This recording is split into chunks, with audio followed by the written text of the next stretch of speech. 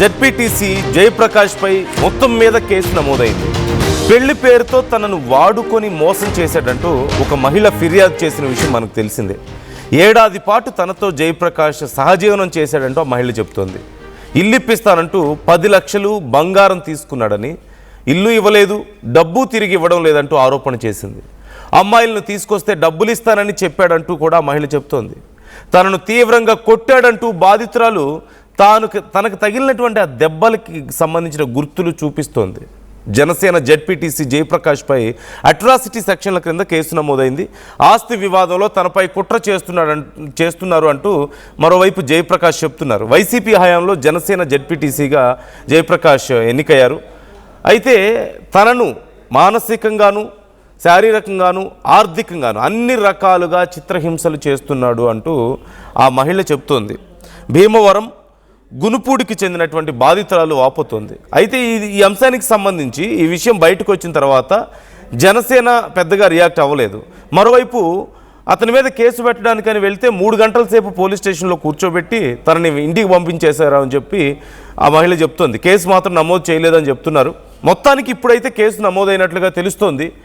మరి ఏం కేసు నమోదైంది? జనసేన నుంచి ఏమైనా చర్యలు ఉండబోతున్నాయా? ఎందుకంటే అరవ శ్రీధర్ ఇష్యూ తెర మీదకి వచ్చినప్పుడు శ్రీధర్ విషయంలో కూడా ఖచ్చితంగా పార్టీ నుంచి ఏదో ఒక చర్యలు ఉంటాయని చెప్పేసి చాలామంది ఎక్స్పెక్ట్ చేశారు.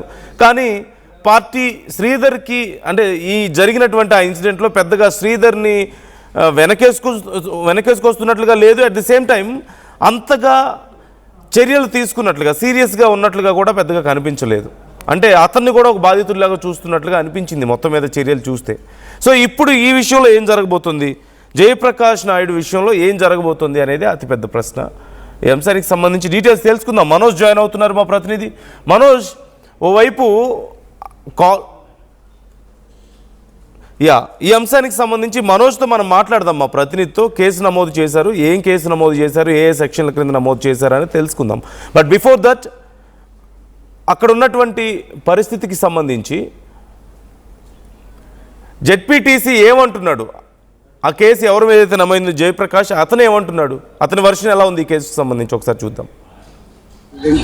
యూనియన్ కానించి తర్వాత ఈరోజు ఒక జడ్పీటీసీగా ఎదగడం అన్నది సహించిన కొంతమంది, అలాగే నాకు ఉన్న స్థానికంగా ఉన్న ఒక సైటు విషయం గురించే ఈ విషయాన్ని నన్ను అక్కడితో ఆపి నా కంపెనీకి ఉన్న లావాదేవీల మీద నన్ను ఈ సోషల్ మీడియా పేరు చెప్పి నన్ను బెదిరించి జయప్రకాష్ని అడ్డుకోవాలని చెప్పేసి ప్రయత్నం చేస్తున్నారు. కానీ జయప్రకాష్ ఇలాంటి తాటాకు సప్పులకి ఎటుకో భయపడే వ్యక్తి కాదు. మనోధైర్యం దేవుడు అన్నది నాకు ఇవ్వటం, అలాగే నా దైవంగా చూసే నా పవన్ కళ్యాణ్ ఆయన ఆశయాలతో పెరుగుతున్న వ్యక్తిని 2000 నుంచి. దాని గురించి నేను అధైర్యం పట్టలేదు. ఎందుకంటే వాళ్ళు అల్లరి చేయాలనుకుంటున్నారు కాబట్టి అది అల్లరి రూపంలో ఎదరికెళ్తుంది. కానీ నేను రాజ్యాంగబద్ధాన్ని నమ్ముకున్నాను కాబట్టి నేను కోర్టు ద్వారా దాన్ని ఎక్కడి వరకు తీసుకెళ్ళాలి అక్కడి వరకు నేను తీసుకెళ్తాను.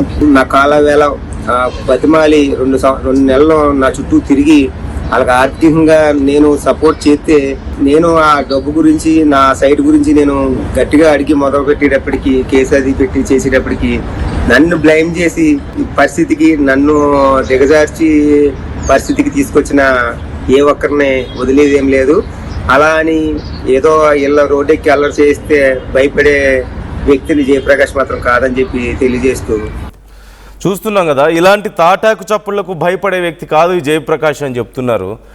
తననే ఇబ్బంది పెడుతున్నారు, తన డబ్బులే అవి అని చెప్తున్నారు. ఒక సైట్ విషయంలో, ఒక ల్యాండ్ విషయంలో ఉన్నటువంటి గొడవల కారణంగా తనని ఇలా బ్లేమ్ చేసే ప్రయత్నం, ఇరికించే ప్రయత్నం చేస్తున్నారని చెప్పేసి జయప్రకాష్ చెప్పడాన్ని మనం చూస్తున్నాం. సో ఇక్కడ మరి పార్టీ ఏం చేయబోతుంది? ఇప్పుడు కూడా మాకు ఒక కమిషన్ వేసే అవకాశం ఉందా శ్రీధర్ విషయంలో వేసినట్లుగా? ఎందుకంటే జయప్రకాష్ ఒకటి చెప్తున్నారు, ఆ మహిళ ఇంకోటి చెప్తున్నారు. దానికి సంబంధించిన కాల్ రికార్డింగ్స్ బయటకు వచ్చేసాయి. ఆ మహిళ ఇదిగో నన్ను కొట్టాడు చూడండి అని చెప్పేసి ఆ ఫోటోలు కూడా చూపిస్తున్నటువంటి పరిస్థితి కనపడుతుంది. దెన్ జనసేన ఏం చేయబోతుంది? ఈ విషయంలో కేసు నమోదైనట్లుగా తెలుస్తుంది. ఏం చర్యలు తీసుకోబోతున్నారు? మనోజ్ జాయిన్ అవుతున్నారు, మా ప్రతినిధి. మనోజ్, ఏం కేసు నమోదైంది, ఇప్పుడు ఏం చర్యలు తీసుకునే అవకాశం ఉంది, మరోవైపు జనసేన యాక్షన్ ఎలా ఉండబోతోందా అని చాలా ఉత్కంఠగా ఎదురు చూస్తున్నారు అందరూ. సో ఏం జరగబోతోంది? థ్యాంక్ యూ నందు. ప్రస్తుతం మద్దాల విజయలక్ష్మి ఎవరైతే ఉన్నారో బాధితురాలు, తను పోలీసుల సంరక్షణలో ఉంది.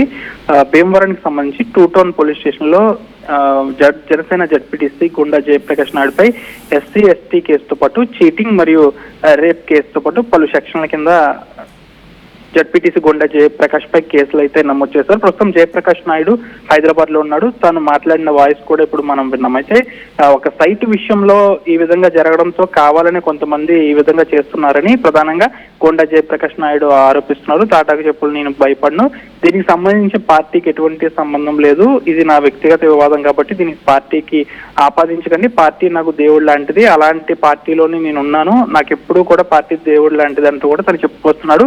త్వరలోనే భీమవరం వస్తాను, మీడియా సమావేశం కూడా నిర్వహిస్తానంటూ కూడా చెప్తున్నారు. మీరు చెప్పినట్టుగా మహిళ అన్ని కాల్ రికార్డ్స్ బయట పెట్టింది, జయప్రకాష్ కొట్టాడని చెప్తుంది. ప్రస్తుతం ఆ జయప్రకాష్ పై కేసు కూడా నమోదైంది. అయితే జయప్రకాష్ ఇప్పుడు ఈ విధంగా మరొక కీలక అంశం అంటే ఒక ల్యాండ్ సెటిల్మెంట్ కి సంబంధించి జరిగిన వివాదం కాస్త ఈ విధంగా మలుపు తిరిగింది అంటున్నారు. కాబట్టి అసలు ఈ ల్యాండ్ సెటిల్మెంట్ అనేది ఏంటనేది కూడా జయప్రకాష్ బయటపెట్టాల్సిన అవసరం ఉంది. ప్రధానంగా బాధితురాలు ఎవరైతే ఉన్నారో విజయలక్ష్మి, తనను తీవ్రంగా గాయపరిచారంటూ కూడా ఆమె కొన్ని ఫొటోస్ వీడియోస్ రిలీజ్ చేసింది. దానికి సంబంధించి అసలు జయప్రకాష్ ఆమెను అంత దారుణంగా కొట్టాల్సిన పరిస్థితి ఎందుకు వచ్చిందనేది దానిపై కూడా జయప్రకాష్ స్పష్టత అయితే ఇవ్వాలి.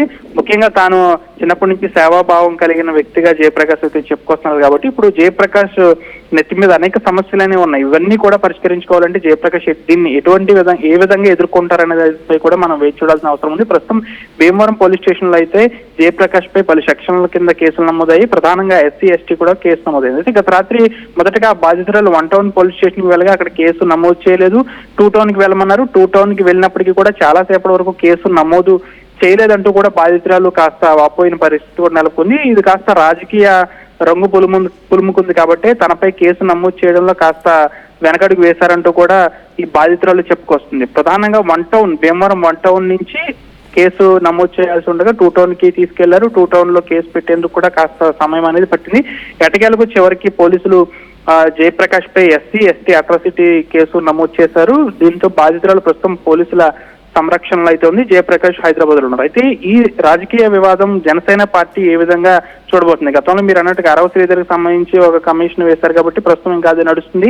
ఈ జయప్రకాష్ నాయుడికి సంబంధించి జనసేన అనేది స్టాండ్ ఏ విధంగా ఉండబోతుంది అనేది కూడా చూడాల్సిన అవసరం ఉంది. ఎందుకంటే ఉమ్మడి గోదావరి జిల్లాల అధ్యక్షులు కొడిగలపూడి గోవిందరావు ఎవరైతే ఉన్నారో తను కూడా భీమవరంలోనే ఉంటారు. కాబట్టి ఈ విషయాన్ని అధిష్టానానికి ఏ విధంగా తీసుకువెళ్తారనే దానిపై కూడా వేచి చూడాల్సిన అవసరం ఉంది. జయప్రకాష్ ఒక లెటర్ ప్యాడ్ కూడా విడుదల చేశారు. పార్టీకి ఈ విషయానికి ఎటువంటి సంబంధము లేదని ఆయన చెప్పారు. అయితే ఎంత చెప్పినప్పటికీ కూడా ఆయన ఒక పార్టీలో ఒక బాధ్యతాయుతమైన పదవిలో ఉన్నారు కాబట్టి ఎలా అయినా సరే జనసేన నేత అని తప్పక అనాల్సి వస్తుంది.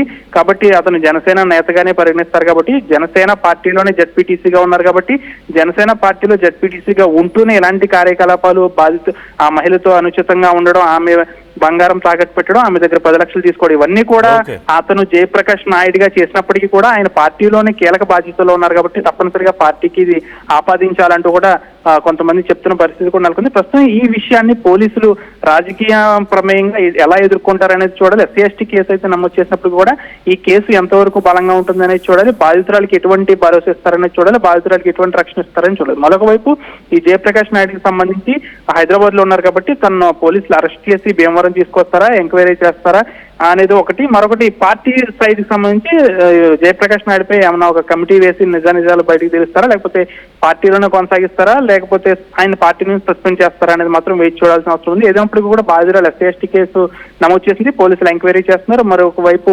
బాధితురాలు కూడా పోలీసుల సంరక్షణలో ఉంది. పార్టీ స్టాండ్ ఏంటనేది కూడా తెలియాల్సి ఉంది. ఇంకా పార్టీ అధిష్టానానికి ఈ విషయం తెలిసిందో లేదో ఇంకా తెలియనప్పటికీ కూడా పార్టీకి ఈ విషయం తెలిసిన తర్వాత జయప్రకాష్ నాయుడుపై ఎటువంటి చర్యలు తీసుకుంటుంది అనే దానిపై కూడా వేచి చూడాల్సిన అవసరం ఉంది. నందు, right, thank you Manoj, thanks for the details. So ఈ విషయంలో పార్టీ ఏం రెస్పాండ్ అవుతుంది అంటే, శ్రీధర్ విషయంలో ఏం రెస్పాండ్ అయిందో అనేది మనం చూసాం. ఒక కమిటీ వేశారు తేల్చడానికి. కాకపోతే మరి ఆ కమిటీ నివేదిక ఏంటి, ఫైనల్గా ఏం చర్యలు తీసుకున్నారనేది మనం చూస్తూనే ఉన్నాం ఇప్పటికి కూడా. మొన్న ఆ యువతి విషయంలో జరిగినటువంటి దాడి మనం చూస్తున్నాం. ఫస్ట్ థింగ్, ఇలాంటి విషయాలు కేవలం జనసేననే కాదు, ఏ పార్టీలో అయినా ఇలాంటి విషయాలు ఏదైనా బయటకు వస్తే పార్టీ గందరగోళంలో ఉంటుంది. ఎందుకు ఓవైపు సపోర్ట్ చేసుకోవాలా అనేది తెలియదు, ఇంకోవైపు అలాగని ఇలా వచ్చిన వాళ్ళందరినీ పంపించేద్దామా అంటే అది కష్టమయ్యే పరిస్థితి ఉంటుంది. ఉన్న అతి తక్కువ మంది మెంబర్స్ ఉన్నారు జనసేనకి, ఉన్న ఎమ్మెల్యేని పంపించి జడ్పీటీసీలని ఇలా నాయకులందరినీ పంపించుకుంటూ పోతే తప్పులు చేశారని చెప్పేసి అందులోనూ గెలిచిన నాయకులు అంత ఈజీ కాదు. సో ఎటు కాని పరిస్థితి ఉంటుంది, ఏ పార్టీకైనా ఇలాగే ఉంటుంది ఇన్ఫ్యాక్ట్. సో గతంలో ఇప్పుడు మళ్ళీ మా పార్టీకి సంబంధం లేదని చెప్పేసి జయప్రకాష్ చెప్పడాన్ని మనం చూస్తున్నాం. పార్టీకి సంబంధం లేదు అని చెప్పినంత మాత్రాన్ని సరిపోతుందా? గతంలో వైసీపీకి సంబంధించిన కొంతమంది ఎంపీలు ఎమ్మెల్యేలకు సంబంధించిన ఆడియో కాల్స్ వీడియో కాల్స్ వచ్చినప్పుడు ఆ పార్టీని ఎలా అయితే బ్లేమ్ చేశారు, ఇప్పుడు వాళ్ళు రెడీగా ఉంటారు ఖచ్చితంగా. ఇట్స్ ఎ పొలిటికల్ యాక్టివిటీ లాగా అయిపోయింది, ఒక రైవలరీ లాగా అయిపోయింది పరిస్థితి. So what you think about this? మీకేమనిపిస్తుంది, ఏం చర్యలు తీసుకుంటారు? కొంతమంది కామెంట్ చేస్తున్నారు దీనిపై కమిటీ వేస్తారు ఇప్పుడు అని చెప్పేసి కామెంట్ చేస్తున్నారు. అలాగే అమ్మాయిలతో ప్లేయింగ్ గేమ్స్ అంటూ చంద్రశేఖర్ కామెంట్ చేస్తున్నారు. అలాగే హసీం కామెంట్ చేశారు దీనిపై కమిటీ వేస్తారు ఇప్పుడు అని చెప్పేసి. సో వాట్ యూ థింక్, మీకేమనిపిస్తుంది? అమ్మాయిల విషయంలో జనసేన నిజంగానే తప్పు చేస్తున్నారా జనసేన నాయకులు అనే ప్రశ్న అడిగినప్పుడు 67% మంది అవుననే చెప్తున్నారు, 33% మంది మాత్రం కాదంటున్నారు. సో మీ అభిప్రాయాలు ఎలా ఉన్నాయి ఈ విషయానికి సంబంధించి? కామెంట్ చేయండి. అట్ ది సేమ్ టైం జయప్రకాష్కి ఆ యువతికి మధ్యలో జరిగినటువంటి ఒక కాల్ సంభాషణ ఇప్పుడు చాలా సంచలనంగా మారింది. ఒక్కసారి ఆ సంభాషణలో ఏముందో చూద్దాం. రెడీ చేసుకున్నా, నాకు క్లారిటీ. లక్ష్మణ్ గారు చెప్పండి. శనివారం సాయంత్రం రెడీ చేసుకో. రెడీ చేసుకున్నా, నాకు క్లారిటీ వస్తుంది. మెంటల్ అంటే ఏనా క్లారిటీ వచ్చిందని చెప్తావు, ఏమొచ్చింది క్లారిటీ? క్లారిటీ అంటే మీరు ఎవరని మొత్తం అంతా నేను ఇవ్వబడటం ఏంటి? నాకు అవసరం ఏంటి?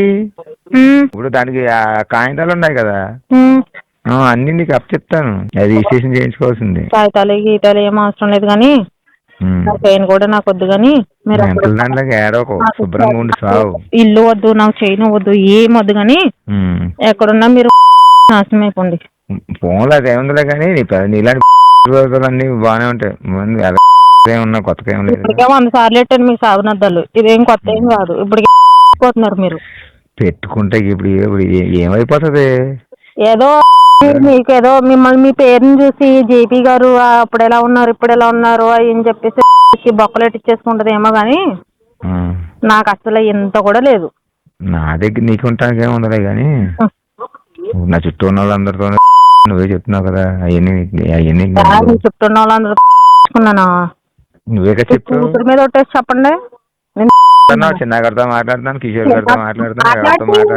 మాట్లాడుకున్నట్ట మీలాగే నాకేమన్నా పిచ్చి కుర్రాళ్ళు పిచ్చి ఏమన్నా ఉందేంటి? కూడా నేను డబ్బులు తీసుకుంటాను. నాకు ఇష్టమైన ఒక్కడే ఉండాలి, అది నా ఎవ్వరూ ఉండకూడదు. కానీ మిమ్మల్ని వేరేలాగా లెక్కేసుకున్నా, నా వేరేదంతా మీరు తీసుకుంటూ మొత్తానికి వచ్చేసారు. ఫోన్లే ఇప్పుడు నీ మైండ్ లో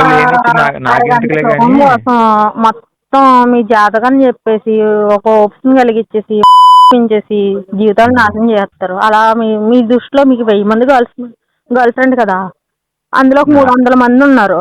నీకు అర్థం అవట్లేదు, నీకు సైకోదానానికి. నాకు నీకు ఒకటే, నీకు మళ్ళీ చెప్తున్నాను, ఎవరినైనా బాగు చేయాలనుకుంటాను. అనుకుంటారు అంతేగాని చేయకపోవడం ఏంటి? నువ్వే చెప్తే ఒక్కళ్ళకి ఎవరికి చేశారు చెప్పండి? పెళ్లిళ్ళు చేస్తారు అయితే మహా అయితే, ఇంకా అంతకు మించి ఏమి చేయలేరు మీరు. మా వల్ల అవ్వలే కానీ నువ్వు శనివారం రేపు సాయంత్రానికి రెడీ చేసుకో. రేపు సాయంత్రం కల్లా నాకు 80,000 ఇచ్చారా సరే, లేదంటే లేదు. నేను 80,000 ఇవ్వడం కాదు, నువ్వు 3 లక్షలు రెడీ చేసుకో. 80,000 కూడా లేవేంటి మీ దగ్గర?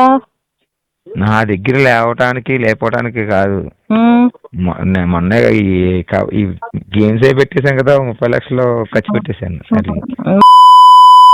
కబడ్డీ ఆడేస్తారు, చిన్న పిక్కడేర్లు వేసుకుని వచ్చి అని చెప్పి ఖర్చు పెట్టేస్తారు. 5 అమ్మాయిలని 6 అమ్మాయిలని నా గెస్ట్ హౌస్ ఉంది అయ్యి అని చెప్పి పెట్టేశారు. నాకు ఒక్క 80,000 పెట్టి నా బంగారం విడిపించి నా దరిద్రం. బంగారం చెప్పానా నీకు 10 రోజులు ఇస్తానని? 10 రోజులు ఏమొద్దు నాకు, పిచ్చగా ఊర్లు చెప్తున్నావు. మీరు గోండా జయప్రకాష్ నాయుడు అయితే రేపు పొద్దునకి ఇడిపించండి. నాకు ఇడిపించి ఇవ్వడం అది పెద్ద విషయం కాదు, దాని గురించి చెప్పింది. ముందు నీకు కొంపకోళ్ళు వెళ్ళిపోయింది అనుకో, చెప్పుకుంటూ పంపన్నది ఉంటాం తర్వాత ఎప్పుడన్నా ఆలోచించి మీకు ఏదన్నా ఎక్కడో ఉంటే అప్పుడు ఇవ్వండి. నీకు ఉండటానికి ఇవ్వటానికి కాదు అక్కడ. అయిపోయిన తర్వాత మళ్ళీ నువ్వు కొంపకి అద్దెలకి వెళ్తావు, బొక్కకి వెళ్తావు, అవన్నీ వేస్ట్. నువ్వు 3 లక్షలు రెడీ చేసుకో. 6 నెలల నుంచి ఇదే చెప్పుకుంటూ సాగదీ ఆలోచించుకో.